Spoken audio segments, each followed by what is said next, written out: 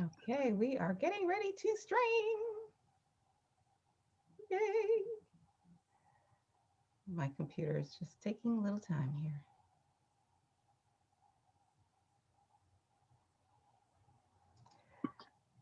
Awesome, awesome. Welcome, welcome everyone. We are here once again for the Doctors Are In, our monthly Q&A with my illustrious panel of compadres.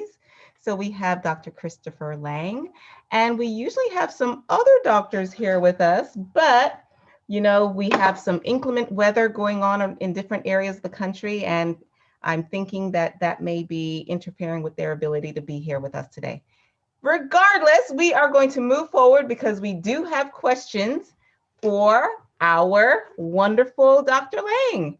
Now, Dr. Laing, we can't see you. I'm not sure if you want to be incognito this round, but that's okay if that's the case. And you actually get the first question in the batch. You ready? I am. I will be without picture today. I'm actually traveling myself. You're saying, oh, you're kind of doing so many things at once. I am traveling, so if you would please forgive me. Oh, no problem. We are just so grateful that you are here with us today. So any way we can have you, we are grateful. Now, the question that we have today, it's from a woman. She said her son was in a car accident where he lost his front teeth. He is 21 years old and he lost his front teeth. And she wanted to know what can be done about the issue, or if they even need to bother to do anything about the issue. So I'm putting that in your court.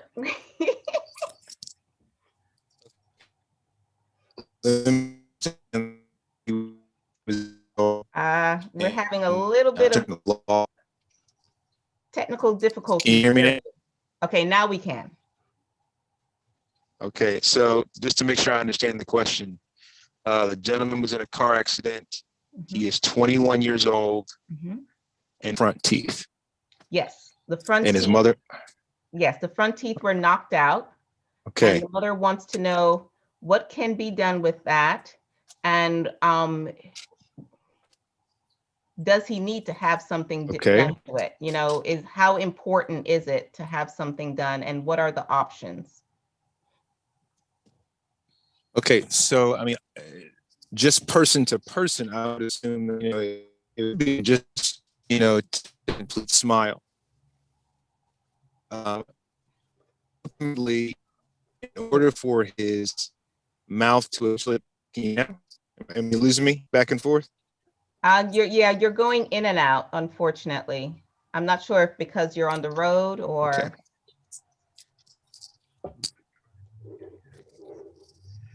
Can you hear me now better? Yes, we can.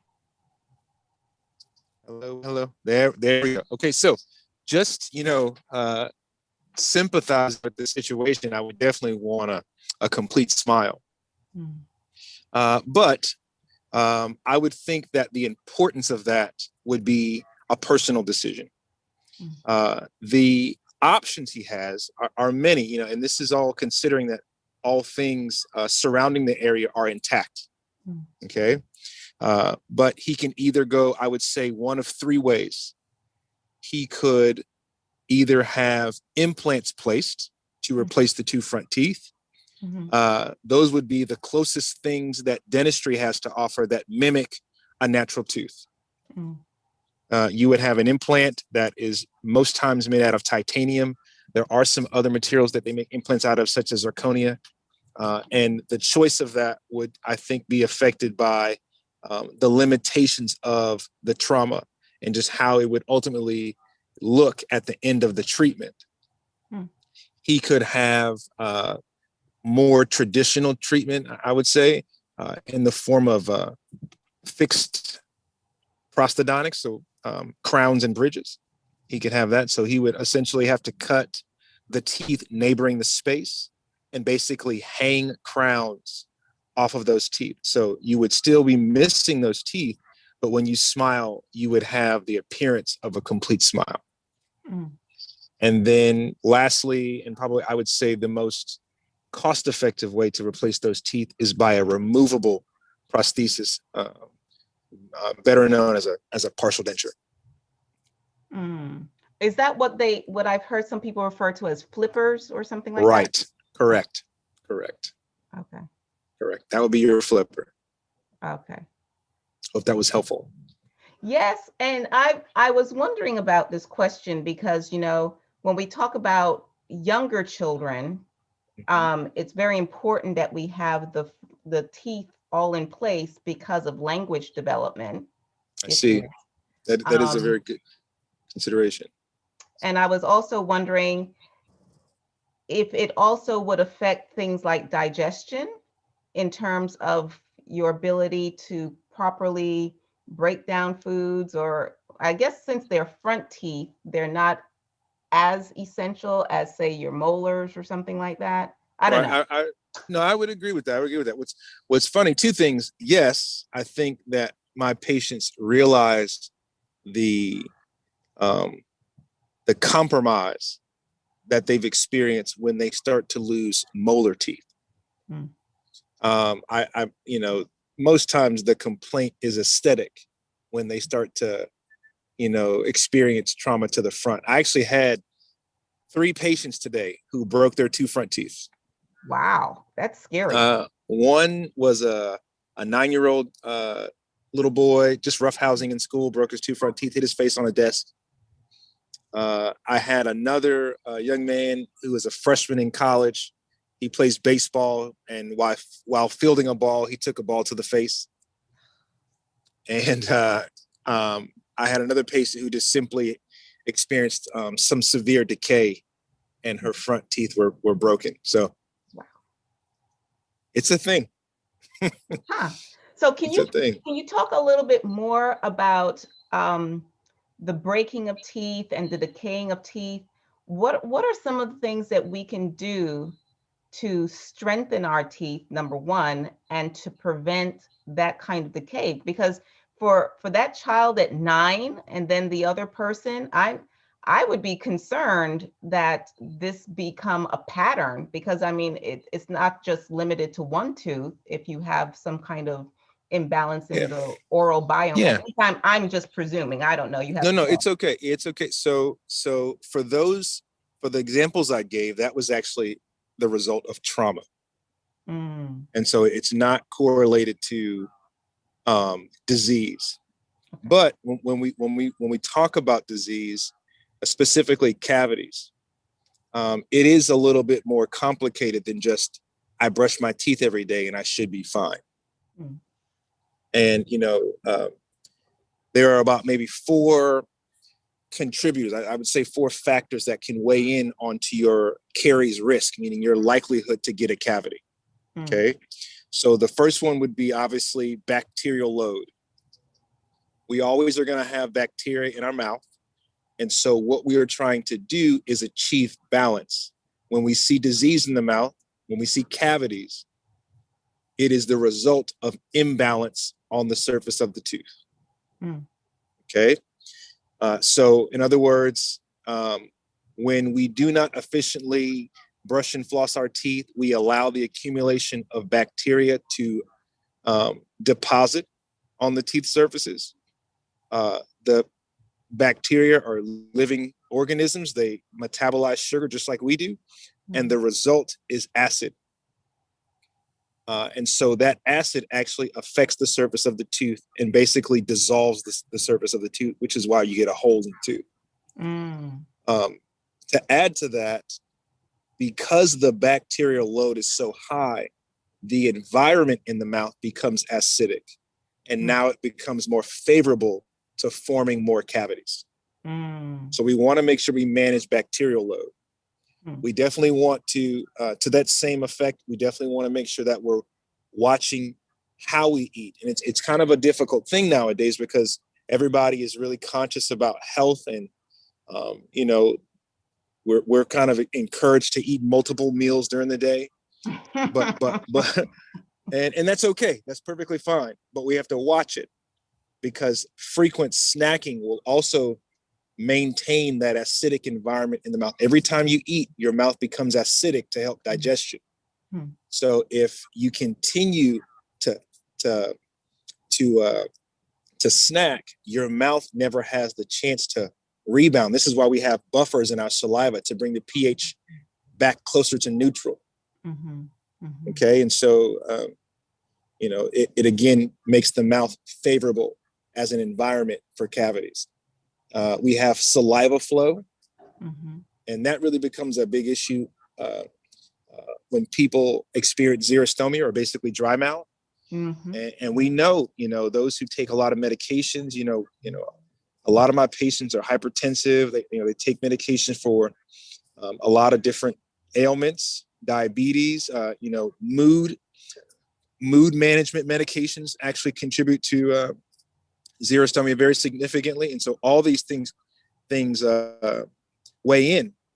What's really interesting is that outside of why you're taking the medication, the number of medication is recognized to be a factor. So in other words, if you take one medication, you're potentially compromised. But with every subsequent medication you take, your risk increases for whatever reason you take it. Wow. And so, and again, that's just because it causes a deficient flow of saliva. And there are a lot of safeguards in our saliva. We have minerals in our saliva that help remineralize the tooth every time we have that acidic attack. We have buffers in our saliva. We have enzymes that kill bacteria. There are a lot of things that help prevent cavities in the mouth. And we lose those protective, mechanisms if we have a deficient amount of saliva. Yeah. You bring up so many very interesting topics, especially that connection to taking a lot of different medications where it is known that the side effect, or one of the side effects, is what they call cotton mouth or dry mouth, where we're not producing the saliva. And that, I don't think many people realize how wondrous the creator is in putting all of these things in place. And sometimes we think saliva is just this inconvenient, liquid that's, just sloshing around there. But really and truly, as you said, it helps to maintain that pH balance. And I don't know, you'll have to confirm this for me, but I was talking to another dentist, and he was sharing with me that another thing is that people are using certain types of mouthwashes that actually create imbalances in the good, healthy bacteria in the mouth. And I wish I had him here to talk more about it, but I was wondering, have you heard anything about that also? I haven't necessarily put a lot of time into understanding that, but it doesn't sound far-fetched, because you got to think about it. All of the agents that we use to clean our mouths have very high levels of alcohol. They're meant to kill bacteria. And I don't necessarily think that they're specific. Exactly. They just kill bacteria. They don't discriminate. Exactly. No. Yeah. And so for that reason, it makes perfect sense to me that there could be a consequent imbalance. And it goes back to even what we know now, where people were indiscriminately giving antibiotics for practically everything. Even if you went in with a cold, they're like, here's an antibiotic. And we thought that this was like the greatest thing since the creation of the world, only to find out at this point in time that we are really compromising every aspect of our body, especially our immune system. And what many people don't realize is that your immune system actually begins in the oral cavity, the nasal cavity. That's where we have all of these wondrous little microbes that are harmonizing, or they're trying to harmonize with us. That's exactly what they're doing. We keep on attacking everybody, and we're in this constant warfare against the little critters who are really there to help us out. It's funny. I mean, I think, when we talk about the connection between oral health and systemic health, the same dynamic exists in the gut. And so you're very true, or correct rather, when you say that digestion starts with the mouth. That's absolutely correct. The teeth are mainly there to make large amounts of food into, or just let's say bites of food into more digestible boluses of food. And then they're swallowed, and then the body goes to work to digest the food and extract out of it and use. And so when we think about balance in the mouth, there's balance in the gut. Mm-hmm.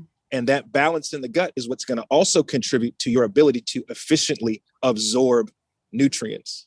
Mm-hmm. And the connection there, or one, let's say one of the going theories of the connection is that if you have imbalance in the mouth and you incite inflammation, those same inflammatory chemicals can incite inflammation in the gut and result in another imbalance in the gut. So, so now we're there.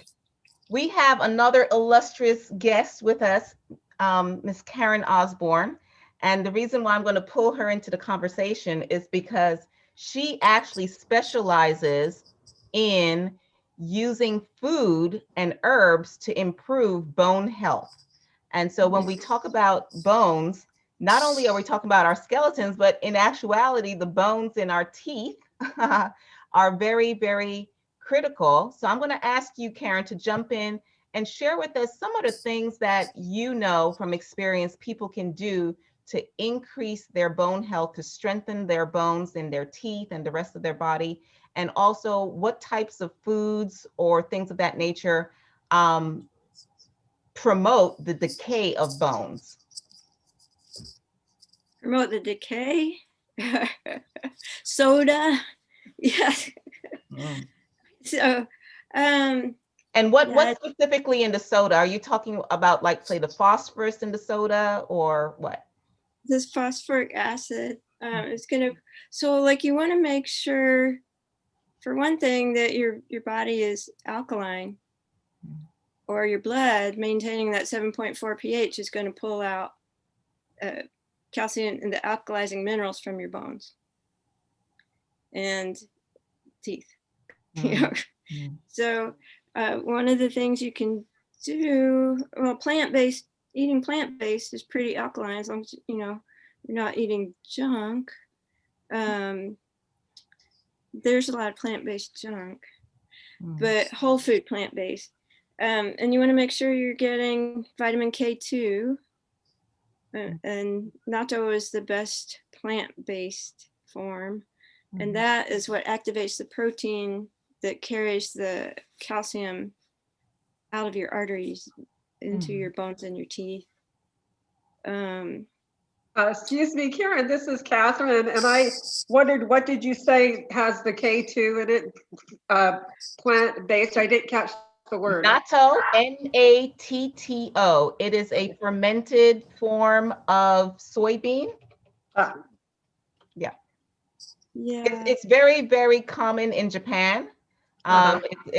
It's not as common here in the United States. You usually have to go to a whole food, health food store and find it in the refrigerated section. But it is phenomenal in terms of being a good source of K2, and it's a fermented food. So it's really good for your digestion and also the promotion of healthy gut bacteria. Cool. Thank you. Now we have a really nice Japanese market here where they carry different forms of it. I mean, different brands, but I make it. It's a lot less expensive to make it yourself. So when we do the recording for this, I'll be sure to put in Karen's information, because Karen has a phenomenal course and program to teach people how to enhance their bone health using yoga and foods. So absolutely awesome stuff. Sorry, Karen, I interrupted. Go ahead. Oh, no, you're fine. Just get my train of thought. You want vitamin D. It helps you absorb the calcium. And so calcium and phosphorus are the main components of bone, but then, stressing your bones, your bone cells release, or the osteoblasts that build the bones release a protein matrix that attracts the other minerals from your bloodstream. So you just want to really make sure you're eating a whole food balanced diet, and stressing your bones. Now, Karen, can you talk into that whole, I guess I say it's propaganda, but you know, I'm biased. In terms of what we have all been taught, I'm sure I'm not alone in this, that milk, it does the body good. And you've got to drink lots and lots of milk to have strong teeth and bones. Can you speak into that a little bit? Yeah, actually, plant-based calcium is a lot more bioavailable than dairy. Dairy is very acid forming in your body, and when you're acidic, it's going to pull the calcium out of your bones. There have been studies. The populations that drink the most milk have the most osteoporosis. Wow. And the ones that have the least dairy and have a high plant-based, especially like leafy greens, collard greens are like the best source of plant-based calcium. They have the least osteoporosis. And yeah. I don't think people realize, you know, that understanding that it's not just about having the quote unquote mineral, but also the bioavailability of it. So when we talk about things like calcium, we have more bioavailability in things like sesame seed and, like you said, collard greens, and other plant-based foods. It's more bioavailable for the body to go in there and utilize the calcium. And the other point that you were saying is very, very critical, that a lot of times people don't realize that in addition to the calcium, you do need to have proper levels of vitamin D and K2, because if you don't have those three together, you can actually start creating bone spurs and calcium stones and things of that nature, because the body is not able to properly absorb the calcium without those cofactors. So thank you for bringing that into the conversation, Karen. A lot of people forget that. Yeah. And then the last thing I'll say is chew. I know, like juices and smoothies, like juicing, green juices have saved people I know who were really, really sick, had all kinds of digestive issues, and the only way they were getting nutrients was to juice.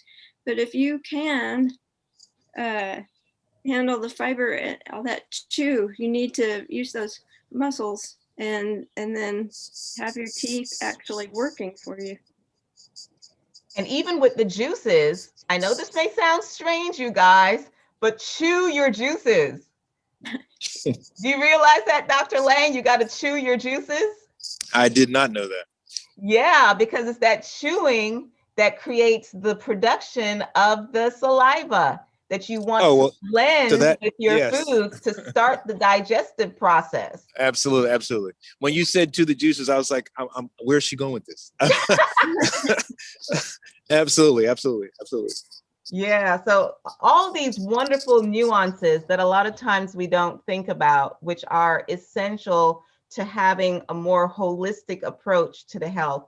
And as you said, Dr. Laing, in terms of speaking into the whole importance of replacing the front teeth, that it's not simply about the physical attributes of the teeth, but also there's the aesthetics. You know, how do we feel about ourselves when we're not able to smile? Like this, that's one of the most criminal things that's going on right now with this whole mask thing. That when's the last time you've seen someone smile? You know, and to think about the energy that radiates from one person to the next. When you see someone smile, I will speak for myself, okay? When I see someone smile, that lights up my day. That helps to take some of the edge out of life, right? And with all of what's going on, not seeing people smile, man, I feel like I'm in communist China or something. I feel like I'm in the Gestapos of Auschwitz, where, you know, just blank faces. Very, very scary. So when we think about putting teeth back into people, to recognize that there is an importance in how we view ourselves and how we are seen by others, and being able to communicate that with each other. It's all in the eyes. So do we have any more questions? We have Karen and Catherine. Do you guys have any questions that you would like to bring into the panel?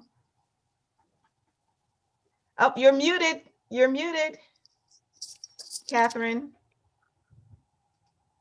I don't have my mouth and nose covered up right now, so I can smile at you. I love your smile, by the way. I am facing another cornea surgery. I've had this cornea for 40 years now, and it's about giving out. So, but talking about the bones and health, I've had severe asthma all of my adult life, and have had to, in order to stay alive, have cortisone, either in the veins or oral. Yeah. And I know this has really messed with my bones, you know. Yeah. And I have osteoporosis, and I have teeth that just break off. But you know, I need some teeth. I need some implants or something replacement. But my eye is gonna take precedence first. Yeah. For the dentist. And I've been kind of putting it off. But there's something about supporting the bones through strengthening the muscles and through, this may sound kind of strange, but nothing sounds strange to you, Dr. Gable. Talking to them. Yeah. Talking to I talk to my arm and say, you know, good for you lifting that thing. Good for you. The stretches. Good for you. And sometimes I think these particular kind of foods, correct me if I'm wrong, that our bodies sometimes appreciate directions. Like when we put the pill down there, like I say, you know, this is going straight to my thyroid, or this is going to, I'm working on this part of my body, and this is to support you body part with this. And the other thing that I've been thinking is sometimes you got to put things in priority, what you're working on. At my age, things are starting to fall apart right and left. And so I got to figure out which priority is, you know, if like I could go and I could get this, not find a Japanese market, although I don't really go into stores right now. I'm pretty isolated. But if I get this natto stuff and all that, my body would rather have me work on one thing at a time. Do you kind of know what I'm saying? Oh, I absolutely adore what you're saying, because this really speaks into what I share with people in terms of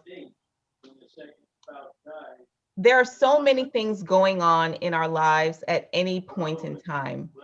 And I always share with people when I do a health program with someone, I say, you know what, at the end of the day, you need to go into prayer and go inward and say, what do I need to focus on? Right.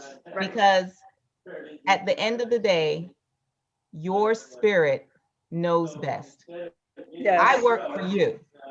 I tell people, I don't care how many alphabet soup somebody has in the front of their name or the end of their name, they do not take precedence over that inner spirit that you have. That is the inner spirit that is able to guide you through all of that labyrinth that you call your life. And you know, the first part of what you spoke about in terms of as we are eating, it is important to be mindful and to be in that zone of appreciation. You know, when we think back to how most of us were brought up, you know, most of us were brought up with the concept of saying grace. And it wasn't like, let's eat, you know, it was like, okay, let's take that time to be thankful for the food. and to just visualize how it is going into us and it's bringing life to all the different cells. And as you said, if you know that you're focusing on your thyroid, you know, visualize that light going in through the mouth and coming here to that thyroid center. And sometimes even to take that moment to just place your hand over that area and to hold it in reverence, to hold it in prayer, and to say, I know that we are healing. Because the truth of the matter is that in every single moment of your day, your body, your mind, your heart, your soul are all seeking to heal. It is an ongoing process. It never stops. The only question is the amount of energy and focus in the healing more than the destruction? You know, so that's really what determines whether or not we manifest disease. It's not that God has given up on us or our bodies have given up on us or any such thing. It's about whether, you know, we're putting in enough money into the bank account to match how much we're withdrawing.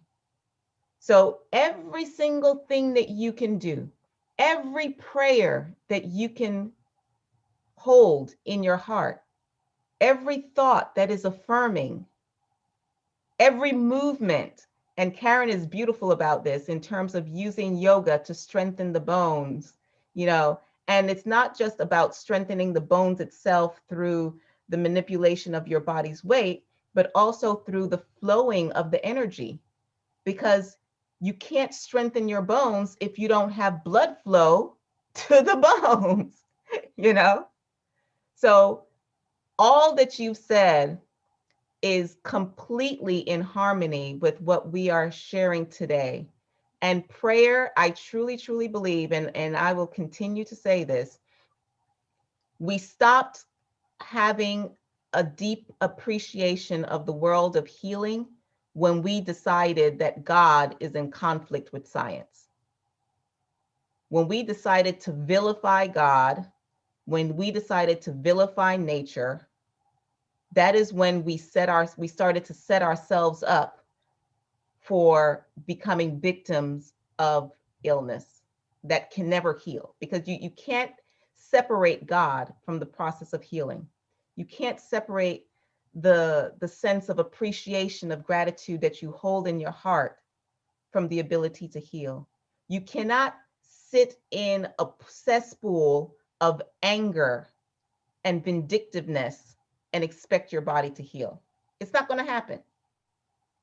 You know, so I love the fact that you are reminding us that, you know, you may not have the resources to get the natto, to get whatever illustrious herbs or whatever it is, but whatever you do have the opportunity to hold into your mouth, to allow God to bless that and to use that towards your healing. Yes. Oh, that's beautiful. It is so beautiful. Yeah. So I'm trying to have that kind of same energy of gratitude and of healing and of hope with the vaccination. And I think the vaccination bothers me more because I'm the one in charge of my body, right? And if it's mandated, or even if I have to get the vaccination so I can get my eye surgery, this is a concern to me that a part of it is it's very invasive to me, take away my right to decide for my own body. And are they saying, I think I missed something. Are they saying that you have to get vaccinated in order to get your eye surgery? Well, actually, I haven't seen the specialist yet. Oh, okay. But one of my friends is facing that kind of thing she's just getting cataract surgery. And they said that she has to get the vaccination first. The thing that concerns me, but that's concerned the most, and I think we've talked to you about this before, is that it's splitting our family. And so but you know, God has to take care of that because Well, I have to be in I really have to be in charge of this body. This is my stewardship. This is what I'm in charge of. and before we go any further, I want to definitely connect you to the resource icandecide.org. Please contact them immediately and tell them about your friend who's being denied medical care and held hostage because of the vaccine, because that is illegal. And the reason why I'm saying it's flat out illegal is because it hasn't even been FDA approved. They have emergency authorization to use it, but it has not been approved by the FDA.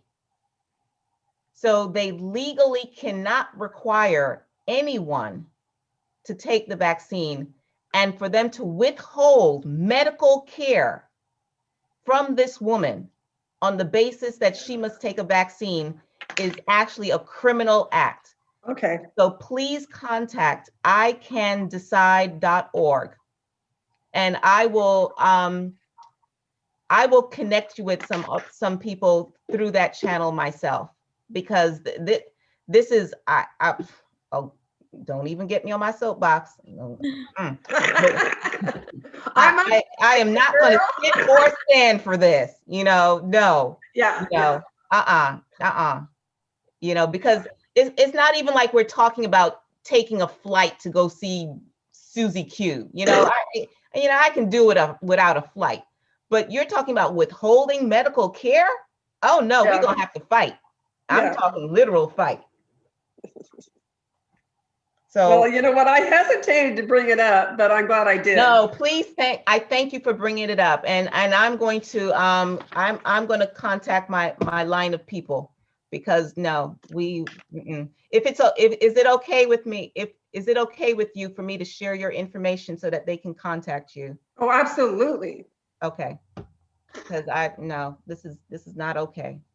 If people want to take the vaccine, I have nothing against you taking whatever it is that you want to do. But if someone says, let's see if a couple more 100 people die or whatever, that is your option. And to have them withhold medical care, criminal. Criminal. So any other questions, my dear Karen? Any thoughts? Yeah, Karen, what else do you have to say for me today? Because And Dr. Laing? I'm the one that has the experts all the way around me, and I can just enjoy myself. Dr. Laing, Yes, I know ma'am. I got on my soapbox, so I'm going to ask you if you can chime in and say whatever it is that you say. No. I would love to, talk further, maybe next go round, about the connection between your bone density and just availability of minerals, because it's very important. We were talking about before saliva, and especially those, let me say this first. I like to try to make sense of both sides of the coin. We have those who are trusting in Western medicine. We have those who trust in more, alternative means. And there's always kind of a divide between the two. And I really feel like there's a lot of common ground. We're just using a lot different verbiage. Mm-hmm. And so, absolutely. And so when you're looking at, Dr. Miss Osborne was talking about bone density and things like that, a lot of those things we refer to all the time. If your long bones are healthy, then they are available to be harvested for minerals, and it directly affects our ability to remineralize our teeth.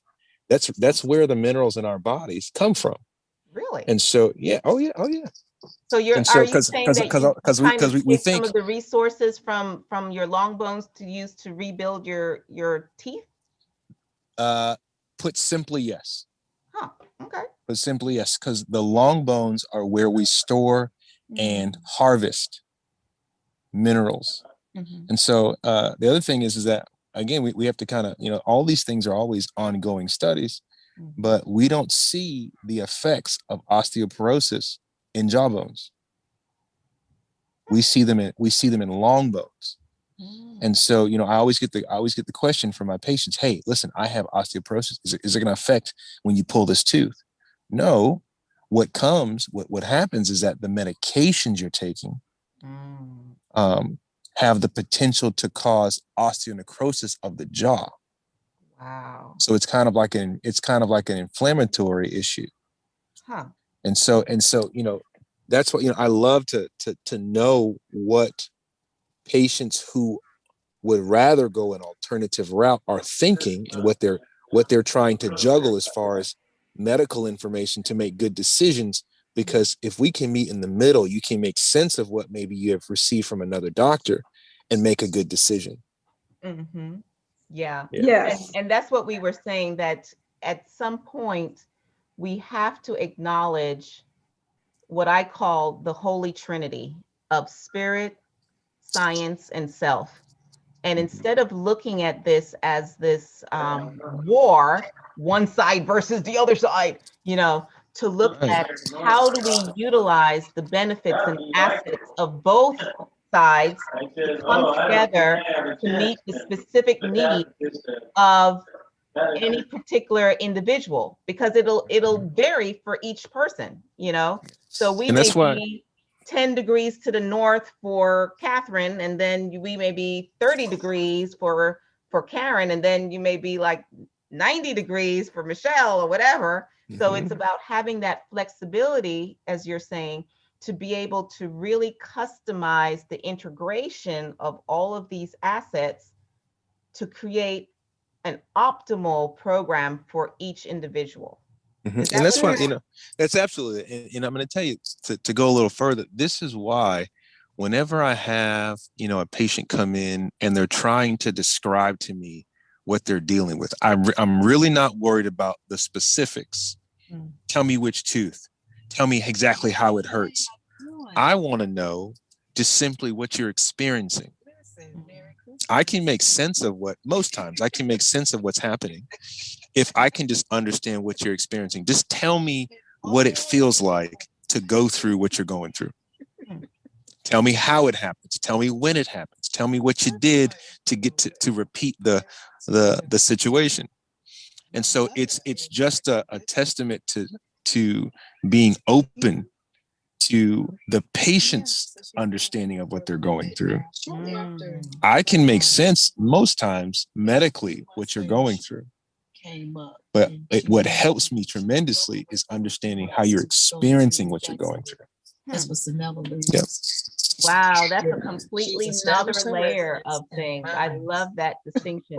Now, talk more about what you were referring to in terms of the importance of building bone density.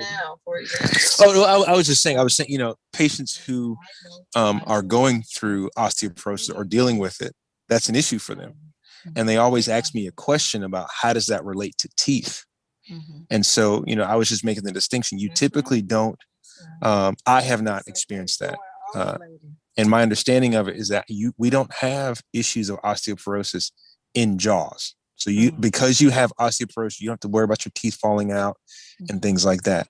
But we have to go back to what we know. Teeth are repaired from acid insult perpetually. So there's always going to kind of be an insult rebound, and that's essentially a healthy mouth to be able to do that. Yep.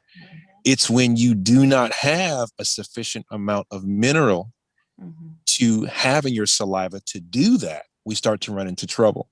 So I believe that Catherine was making a comment, you know, I have osteoporosis, then I have teeth falling apart. I would not make the direct connection. Okay. What I would say is, one, we need to make sure that we're addressing your caries risk. We need to make sure that we address the risk factors that are specific to you that add to the likelihood that you get a cavity, and deal with that. But kind of indirectly, if your saliva is deficient of minerals, you cannot repair your teeth as they're meant to be repaired. So this goes into what Karen was sharing with us in terms of having alkalizing foods and drinks. So your green juices and things of that nature that will give you not only the alkalinity in the mouth, but it'll also give you the minerals that will help with preventing the caries, number one, and also help in rebuilding the teeth. Am I correct in saying that? Yeah, and I wanted to make sure I clarify, or I'm just understanding correctly. When we say alkalinity, we're just saying slightly alkaline. So that 0.4 makes is what is our understanding of slightly alkaline. Right. Is that correct? Well, when we talk about alkalinity, you know that we have the middle, which is your 7 kind of thing, and then there for the mouth, and you can correct me if I'm wrong, Karen, but the pH in the mouth, if I remember correctly, should be between, I think it's 6.2 and 6.4. Do you recall, Karen? I don't. I just know the blood. Yeah. So it's quote unquote slightly acidic, but relatively speaking, it is not as acidic as, you know, foods and things of that nature. And then in terms of your urine pH, that's a different pH. So a lot of times when we look at how the body is metabolizing its foods, we look at not only the bloodstream, but we look at the pH of the saliva and also the pH of the urine to discern if there is more acidity in the upper GI versus the lower GI. And then we have also the acidity of the bloodstream. So those are two completely different things. The acidity of the bloodstream is very different from the acidity of the mouth and the urine, but they're all connected, you know, because one will affect the other, will affect the other. And so what Karen was also implying is that as we start to use foods that are more alkalizing, it just so happens that those foods also are higher in the minerals, such as calcium, you know, that is essential in building the bones. And so it helps not only in terms of quote unquote, literally alkalizing the pH of the body, but also in providing the minerals that are needed to alkalize the pH. You know, so if you are low in, say, magnesium and calcium and things of that nature, it makes it very hard for your body to create buffers for the acidity in the body. And the reality is that whenever we, I think we're getting some feedback somewhere, but whenever you metabolize, you create acidity. That's just, you know, part of the process. And going into what Dr. Laing was saying, we're constantly building and breaking down, building and breaking down. So the question, as I proposed before, the statement that I said before is, are you building more than you're breaking down? Yes. And there's the drugs. I'll just say I'm not totally against the drugs, but it's not because let me ask you this. Did she throw that first? For support like only? Hold on one second. There's some kind of feedback somewhere. I'm not sure where we're getting feedback from. Okay. I'm sorry, Karen, what were you saying? I couldn't hear you. So there's the drugs do have, they're either inhibiting the osteoclast, inhibiting the breakdown, then you get a lot of brittle bone that's easy to break, or forcing your body to build when it, you know, faster than it's normally going to. You get a lot of pain, and then when you stop those drugs, then you lose all that at a really fast rate. So then they put you on the anti-resorptives, and I think they need to just really find out the cause why you're losing faster than you're gaining. And if there's, you know, a lot of times it is just lifestyle. And you can fix that with food and exercise. If there's something else like the parathyroid or any other, there's a lot of causes.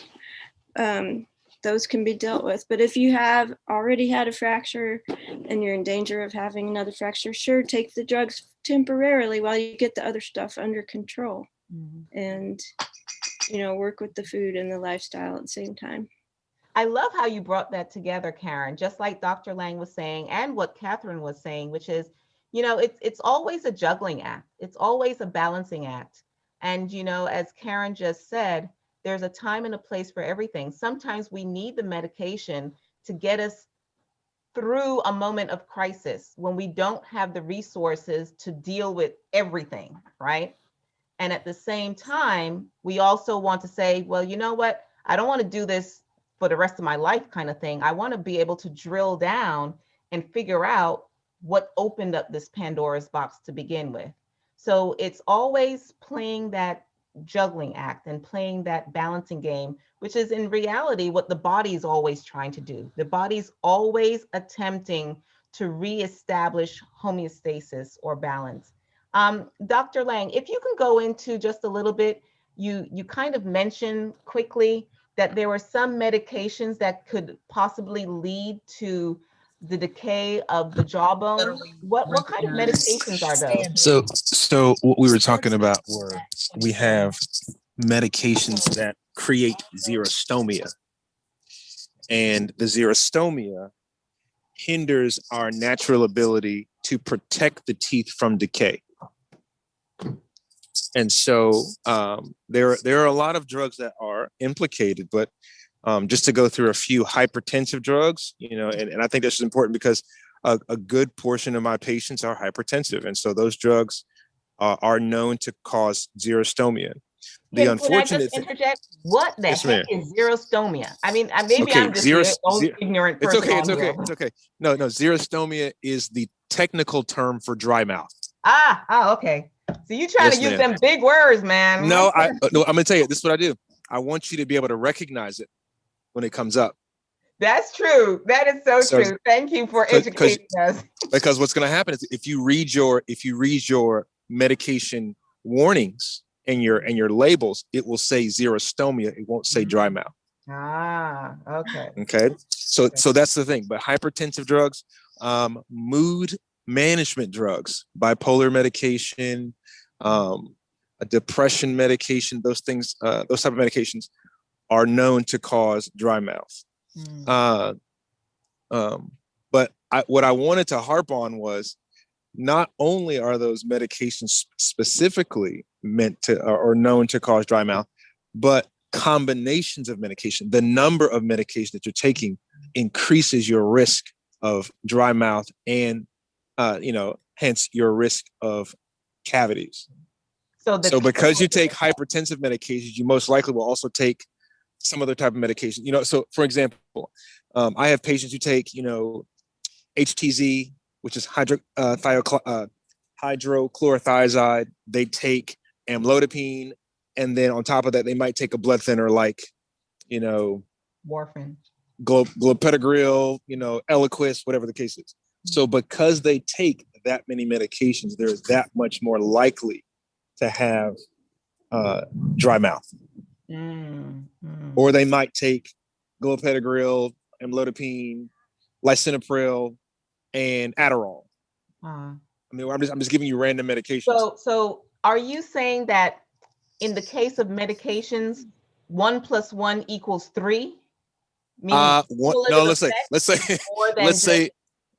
say 1 + 1 = a big 2. A big 2. A big 2. Okay, so your likelihood to have dry mouth, or your experience, your level of dry mouth increases with the number of medications you take. Yeah. Wow. Well, you guys, this has been a phenomenal evening. I mean, we've been all over the place talking about prayer, talking about chewing juice, talking about dry mouth, all kinds of stuff, bone density. I truly appreciate you all for coming out. Remember, please send in your questions. Please share this with your family, with your friends, because we are here to be a resource to the community. We realize that a lot of our people are locked in, are afraid to go out to get answers to questions. And we just want to make sure that we are a resource for everyone in whatever capacity that we can do so. Thank you. Thank you, Dr. Campbell. Yay. Thank you. Have a wonderful evening, and until next month. Yeah. Thank you, Dr. Laing. I wish you were